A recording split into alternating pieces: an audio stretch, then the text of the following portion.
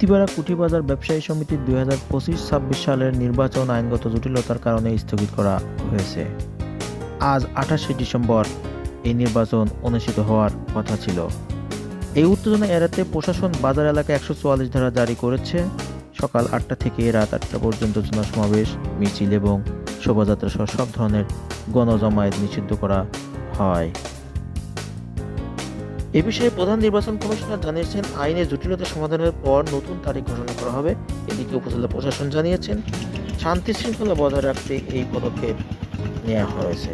বাজার ব্যবসায়ী সমিতির সভাপতি প্রার্থী মোহাম্মদ শাহিনুজ্জামান বলেন, তার হিসাবে আমরা নির্দিষ্ট তারিখে নির্বাচন ইশতেহারের সকল শর্ত পূরণ করে, অর্থাৎ ভোটার নবায়ন, মনোনয়নপত্র ক্রয়, মনোনয়নপত্র বাছাই, মনোনয়নপত্র জমা দেওয়া এবং প্রতীক বরাদ্দ, আমরা সবকিছু নির্বাচনের ইশতেহারের সকল শর্ত পূরণ করে আমি নির্বাচনের প্রার্থী হয়েছি।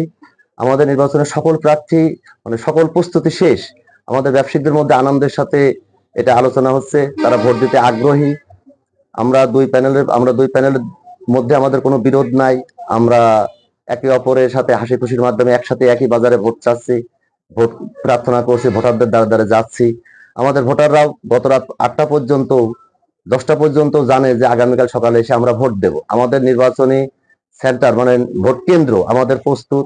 সেখানে সিসি ক্যামেরা মোতায়েন, রিটার্নিং অফিসার মোতায়েন, পোলিং এজেন্ট মোতায়েন, সবকিছু আমাদের কমপ্লিট। আমাদের ব্যালট পেপার ছাপানো সবকিছুই আমাদের কমপ্লিট। বাট হঠাৎ রাত 12টার সময় আমরা জানতে পারছি যে 144 জারি করা হয়েছে, নির্বাচন স্থগিত।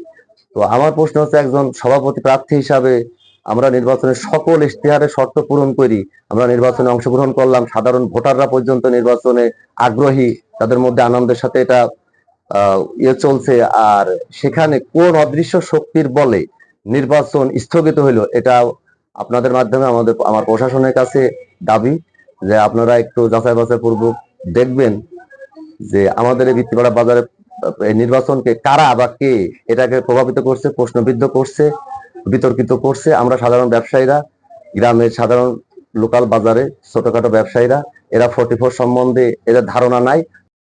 অপর প্রার্থী মাস্টার আব্দুল হান্নান বলেন, হান্নান মাস্টার পরিষদের পক্ষ থেকে বৃত্তিপাড়া বাজার ব্যবসায়ী সমিতির আমাদের প্ল্যানের পক্ষ থেকে 2টা প্ল্যান আমরা দাঁড়িয়েছি। কারণ বৃত্তিপাড়া বাজারে যে নির্বাচনটা আমাদের 28শে ডিসেম্বর হওয়ার কথা ছিল, গত 2 সপ্তাহ ধরে আমরা নির্বাচন পরিচালনার কাজ করেছি। অত্যন্ত এই 2টা প্ল্যান সুন্দরভাবে আমরা